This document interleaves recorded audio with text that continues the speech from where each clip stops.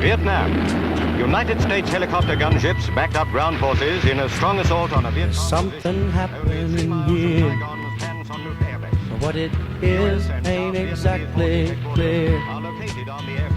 There's a man with a gun over there, telling me I got to beware. I think it's time we stop, children. What's that sound? Everybody look what's going down. My name is Rob Simmons.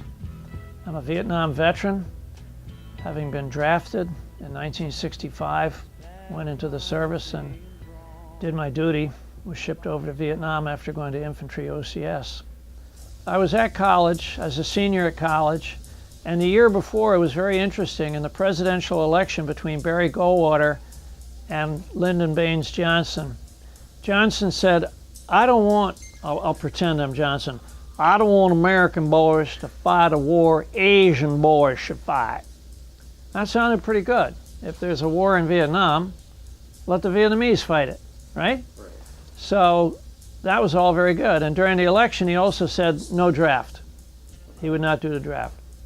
So the next year, my senior year, I'm finishing up my senior year. I was captain of track and was doing very well in my studies and had a job lined up.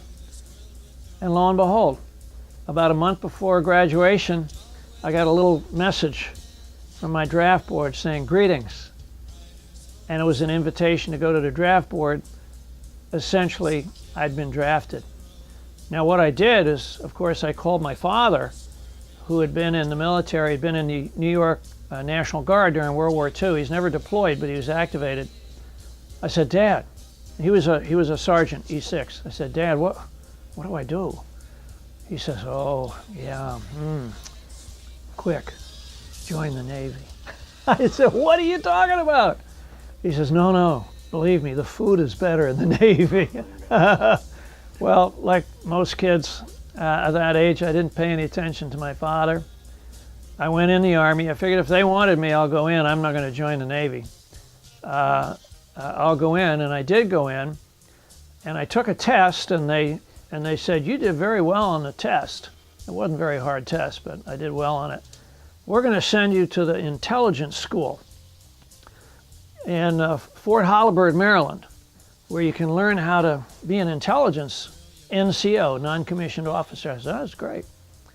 So I was sent down to Fort Holabird, and I was not assigned to go into a course. I was actually put in the kitchen as a cook. That was not my idea of what serving in the military was all about. I didn't think I should be drafted to be a cook. I mean, they can get anybody to be a cook. So I did that for about 6 months. And after 6 months, I said, enough of this. I had to work all night. My duties as a cook was night baker and breakfast line. So I'd go in at 9 at night and I'd cook all night long. And so I volunteered for infantry OCS, went to the infantry school, Fort Benning, Georgia. And then from there, I was transferred over to Vietnam. That was in 1967. I went over in 1967. I stayed through the Tet Offensive 1968, which was where all hell broke loose. They had attacks and fighting all across the country of Vietnam. The American embassy was occupied by a sapper force. It was a very difficult time. And after a year, I decided that if I extended my tour another 6 months, I could get out early. Normally, they'd ship me back to the United States and I'd be somewhere in the US for another year. But I extended my tour 6 months and went down to the Mekong Delta. I'd been up in Ben Hoa. Went down to the Mekong Delta where I worked with the Vietnamese. And that's what I felt we should have been doing there all along. We should have worked with the Vietnamese, with a Vietnamese advisor, and helped them, not try to fight their war for them. So I did that for another 6 months, and then I came back to the United States. A lot of people ask me, what was your worst experience? What was the worst thing that happened to you? And in a war zone, in a combat zone, a lot of bad things can happen. We all know that. I just soon not get into all the details, but really one of the most upsetting things that happened to me as a Vietnam vet was coming home. I was mustered out in the Oakland Army base they said you can't leave the base in military clothes. You got to wear civilian clothes, because if you go outside the gate and catch a bus or catch a train to fly back to the East Coast, somebody's going to give you a hard time. You're going to get in a fight. You're going to get angry. Either you're going to beat up somebody or somebody's going to beat you up. So you got to wear civilian clothes, and people ask you, are you a Vietnam vet? Just don't say anything. Just walk on by. I thought, what the heck is with this? I'm in college. I'm graduating. I got a job. My whole life is in front of me. I get a draft notice, right? I get drafted. They make me a cook. Then I go to infantry OCS, and I ship out to Vietnam, a war that the president said he didn't want American boys to fight. What are we doing over there? The American boys are doing all the fighting.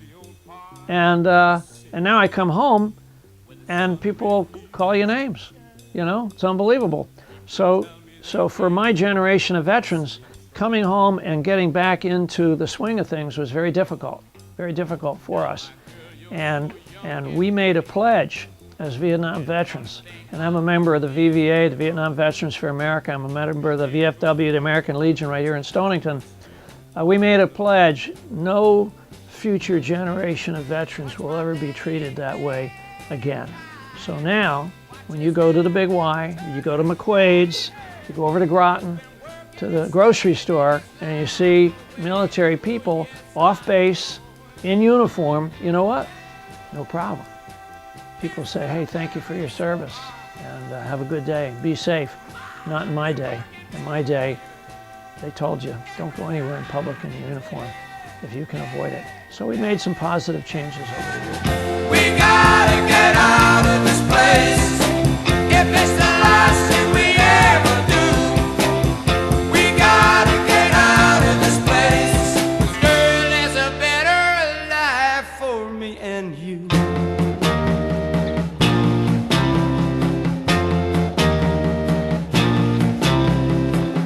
Now, my girl, you're so young and pretty, and one thing I